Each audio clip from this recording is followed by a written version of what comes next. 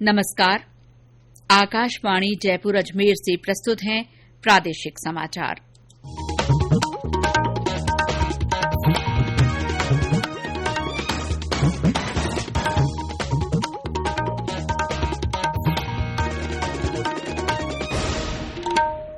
मुख्य समाचार। प्रधानमंत्री ने एक्ट ईस्ट नीति और व्यापक हिंद प्रशांत क्षेत्र के लिए भारत की परिकल्पना में आसियान के महत्व को रेखांकित किया। राज्य सरकार ने भरतपुर के बंशी पहाड़पुर क्षेत्र में 39 खनन प्लॉटों की नीलामी की प्रक्रिया शुरू की। राज्य सरकार की नीतियों के खिलाफ भाजपा ने उपखंड मुख्यालयों पर धरना प्रदर्शन किया। प्रदेश में 3 दिन का कोविड टीकाकरण का महाअभियान शुरू। राज्य में अब तक 6 करोड़ 21 लाख से ज्यादा कोविड टीके लगाए गए। और राज्य के सीमावर्ती क्षेत्रों की शैक्षणिक संस्थाओं में एनसीसी का विस्तार किया जाएगा। समाचारों के साथ मैं शीला चावला।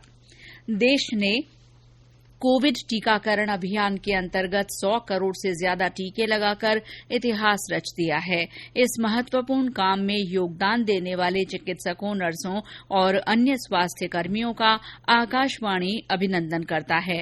इसके साथ ही हम आपको सतर्क भी करना चाहते हैं कि कोविड अभी खत्म नहीं हुआ है। आप सभी से हमारी अपील है कि जल्दी ही दोनों टीके लगवाएं और अन्य लोगों को भी टीके लगवाने के लिए प्रेरित करें। त्योहारों के समय इन 3 आसान उपायों का पालन करें। मास्क लगाएं, 2 गज की सुरक्षित दूरी बनाए रखें, हाथ और चेहरा साफ रखें। कोविड से संबंधित किसी भी जानकारी और मार्गदर्शन के लिए राष्ट्रीय हेल्पलाइन नंबर 1075 पर संपर्क करें। और अब समाचार विस्तार से। प्रधानमंत्री नरेंद्र मोदी ने भारत की एक्ट ईस्ट नीति और व्यापक हिंद प्रशांत क्षेत्र के लिए भारत की परिकल्पना में आसियान के महत्व को रेखांकित किया है। 18वें भारत आसियान शिखर सम्मेलन को संबोधित करते हुए उन्होंने इस क्षेत्र में कोविड महामारी से निपटने में भारत के प्रयासों का उल्लेख किया। भारत ने आसियान को म्यांमा में मानवीय कार्यों के लिए $2 लाख की सहायता दी है। उसने आसियान कोविड कार्रवाई निधि के लिए $10 लाख का योगदान दिया है।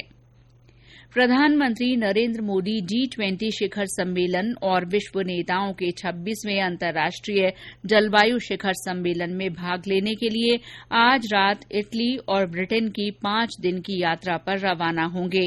यात्रा के पहले चरण में श्री मोदी इटली के प्रधानमंत्री मारियो द्राघी के निमंत्रण पर रोम में 30 से 31 अक्टूबर तक G20 शिखर सम्मेलन में भाग लेंगे।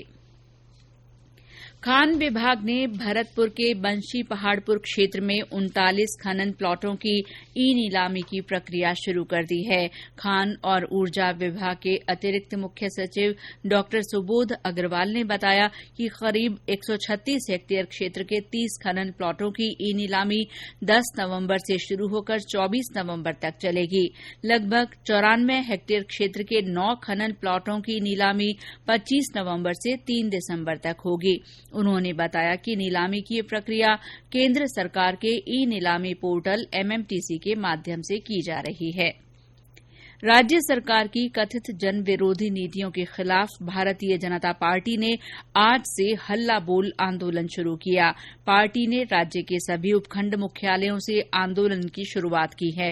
कार्यकर्ताओं ने धरना प्रदर्शन के दौरान कांग्रेस सरकार के खिलाफ नारेबाजी की और ज्ञापन दिए।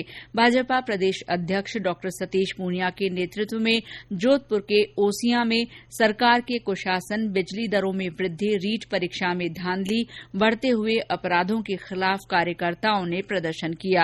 पार्टी के मुख्य प्रवक्ता रामलाल शर्मा ने बताया कि प्रदेश में अपराधों पर नियंत्रण हो, युवाओं को रोजगार मिले और सरकार वादे पूरे करे, इन्हीं मुद्दों पर ध्यान आकर्षित करने के लिए हल्ला बोल कार्यक्रम आयोजित किया गया।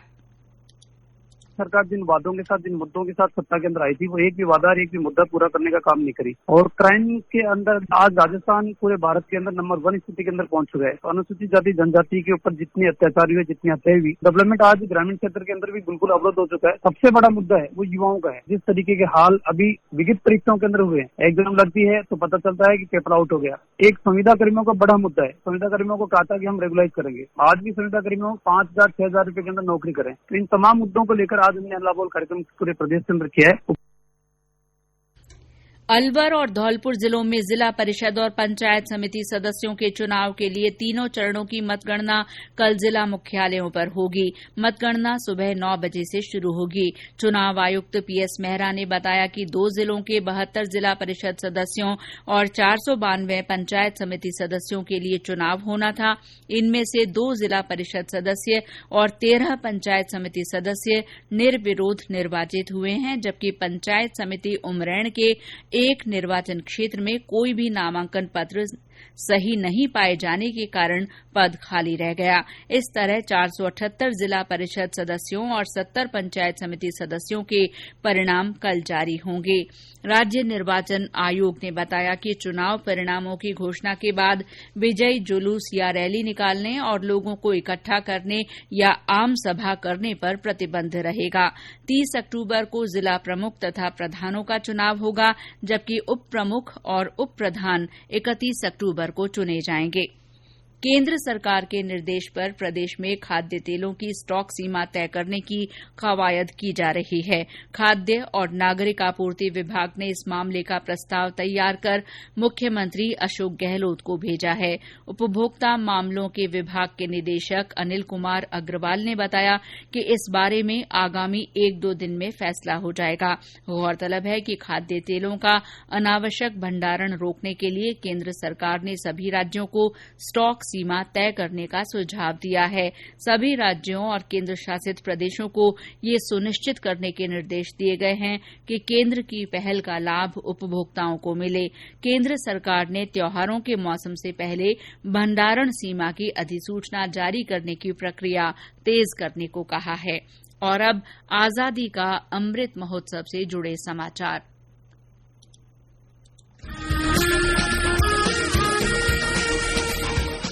आजादी का अमृत महोत्सव।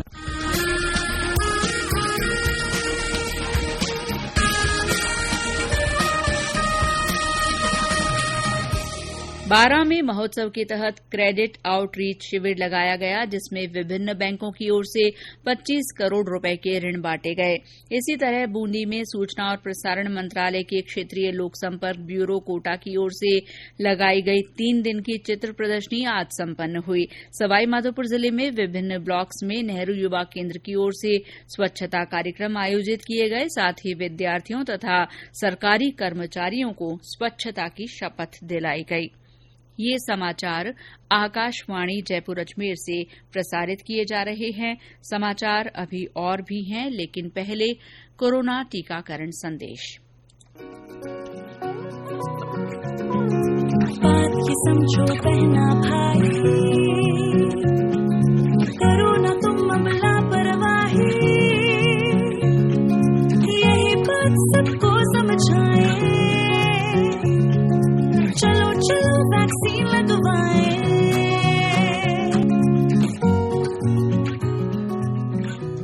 समाचारों में आपका फिर स्वागत है।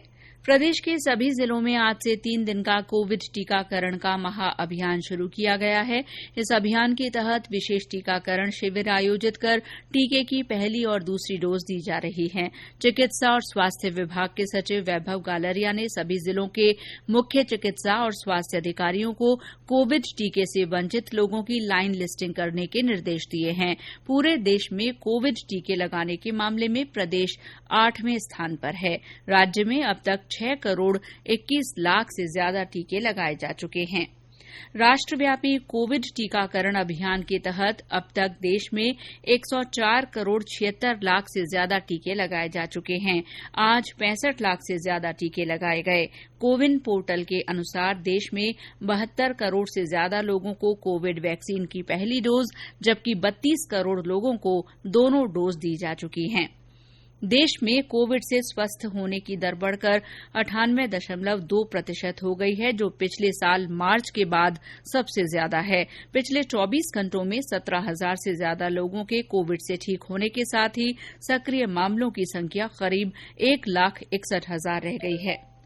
प्रदेश में कई दिनों बाद आज कोविड के 7 नए मामले रिपोर्ट हुए हैं। स्वास्थ्य विभाग की रिपोर्ट के अनुसार जयपुर में 3, बीकानेर में 2 और बाड़मेर तथा अजमेर में एक एक व्यक्ति में संक्रमण की पुष्टि हुई है। प्रदेश में आज सक्रिय मामलों की संख्या बढ़कर 26 हो गई है। राज्य के 7 जिलों में सक्रिय रोगी हैं, जबकि शेष 26 जिले कोविड मुक्त हैं।